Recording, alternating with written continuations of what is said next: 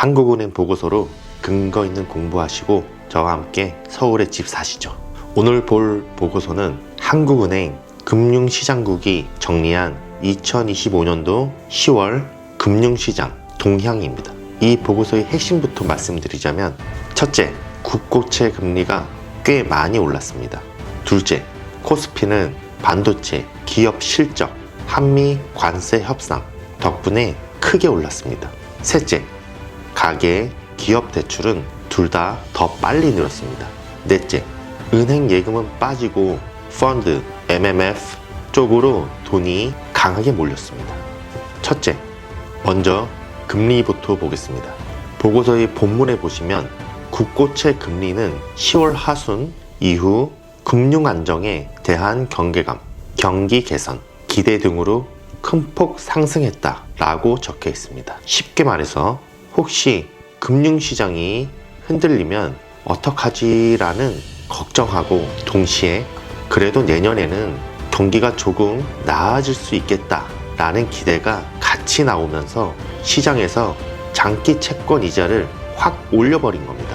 또 단기 시장 금리도 금리 인하에 대한 기대가 줄고 은행채 발행이 늘면서 같이 올랐습니다. 이 원인은 금융 불안에 대한 경기 개선 기대, 단기적으로 채권 발행 물량이 늘어난 겁니다. 결과적으로 국고채 금리, 회사채 금리가 9월보다 꽤 큰 폭으로 상승했습니다. 기간이 짧은 금리도 함께 올라가서 전반적으로 돈값이 비싸진 상황입니다. 이게 우리에게 주는 신호는 대출 이자가 앞으로 더 오를 수 있다는 뜻이고, 채권 가격은 이미 꽤 눌려있는 구간일 수 있다는 뜻입니다. 여기서 우리가 배울 점은, 지금은 이자 부담이 커지는 구간이라서 추가 대출을 더 받는 것보다 지금 가지고 있는 대출 구조를 점검하는 것이 먼저입니다. 코스피는 반도체 업황 호조 및 국내 주요 기업 실적 개선, 한미 관세 협상, 타결 등으로 큰 폭 상승했다. 이 문장에 대해서 원인은 반도체 업황이 좋아지고 있고, 삼성전자 같은 주요 기업 실적이 예상보다 잘 나오고 한미 관세 협상까지 타결되면서 수출에 대한 불확실성이 줄었습니다. 이에 대한 결과로 코스피가 크게 오르면서 연초 대비 20% 넘게 상승한 수준까지 나왔습니다. 이에 대한 파급 효과는 지금 코스피 전체를 보면 이미 엄청 싸다, 말하기 어려운 위치까지 와 있다는 뜻입니다. 특히 반도체, 수출 기업, 비중이 큰 한국 시장 특성상 이런 호재가 상당 부분 반영되어 있을 가능성이 높습니다. 여기서 저희가 배울 점은, 이미 많이 오른 장에는 추가로 올라도 내 수입보다 변동성이 더 크게 느껴질 수 있다. 그래서 지금은 무리한 올인 매수가 아니라 내가 이미 들고 있는 삼성전자, 현대차, 카카오 같은 주요 종목 비중을 점검하고 조정이 올 때 나눠서 사는 전략이 필요합니다. 대출 부분에서는 10월 은행 가계대출은 3.5조 원 증가, 그 중에 주택담보대출이 2.1조 원, 기타 대출이 1.4조 원이 늘었습니다. 기업대출도 5.3조 원에서 5.9조 원으로 증가 규모가 더 커졌습니다. 이에 대한 원인은 주택거래, 전세 관련 자금 수요가 계속 있고, 생활비, 사업자금 등으로 기타 대출 수요도 다시 늘었고, 기업들도 운전자금, 투자자금 등으로 은행 돈을 더 쓰고 있습니다. 그 결과로 가계와 기업의 빚이 동시에 더 빨리 늘고 있습니다. 금리가 올라가는데도 일단은 빌려서 버티고 보자 라는 수요가 늘고 있다는 신호입니다. 이에 대한 파급 효과는 앞으로 금리가 또 오르거나 경기 기대가 꺾이면 부채 부담이 한꺼번에 튀어나올 수 있다는 것입니다. 여기서 배울 점은, 지금은 내가 얼마나 빌렸는지 정확히 알아야 하는 시기입니다. 월 상환액, 대출 만기, 금리 유형 등을 표로 써서 정리해 보는 것만으로도 아주 많은 도움이 됩니다. 이제 돈이 어디로 이동했는지 한번 보시죠. 여기가 진짜 투자자 입장에서 재밌는 부분입니다. 보고서에 따르면 10월 은행 수시는 마이너스 22.9조 원, 수시 입출금식 예금이 마이너스 39.3조 원이 빠져나갔습니다. 반대로 자산운용사 수시는 플러스 50.6조 원으로 큰 폭 상승했습니다.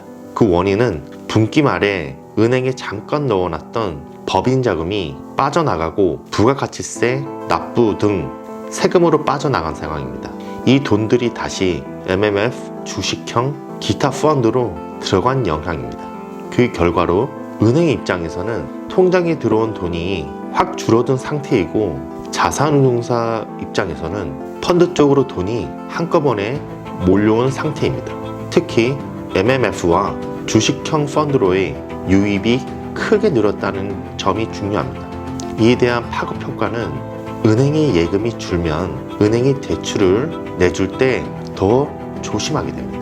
반대로 펀드 쪽은 자금이 늘어서 채권, 주식시장에 들어가는 돈이 더 많아지는 구조가 되는 겁니다. 여기서 우리가 배울 점은 이 숫자들은 한마디로 money move, 즉 사람들과 기업의 돈이 은행 통장에서 펀드, MMF 이쪽으로 이동하고 있다는 것입니다.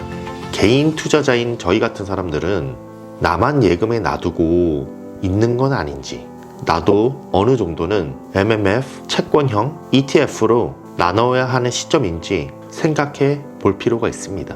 최종 정리해 보면 금리는 오르고 대출은 늘고 은행 예금은 줄고 펀드로 돈이 이동하는 상황입니다. 이걸 유동성 방향으로 보면 은행 쪽 유동성은 조여지는 느낌이고 자산시장 쪽 채권이나 주식, 펀드 유동성은 늘어나는 구도라고 볼 수 있습니다. 앞으로 유동성 전환으로 돈 버는 길을 위해서 저는 다음과 같이 5가지 체크리스트를 항상 정리하려고 합니다. 첫째, 통화증권, RP, M2, 콜금리, 한국은행 문구 이 5가지를 매달 같이 체크할 겁니다.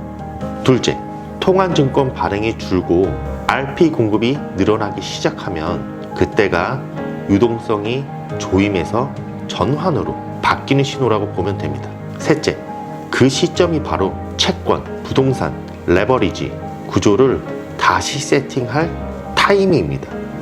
넷째, 2026년도 초 이후 이 신호들이 모이면 버티기 모드에서 공격 모드로 바꿀 준비를 해야 합니다.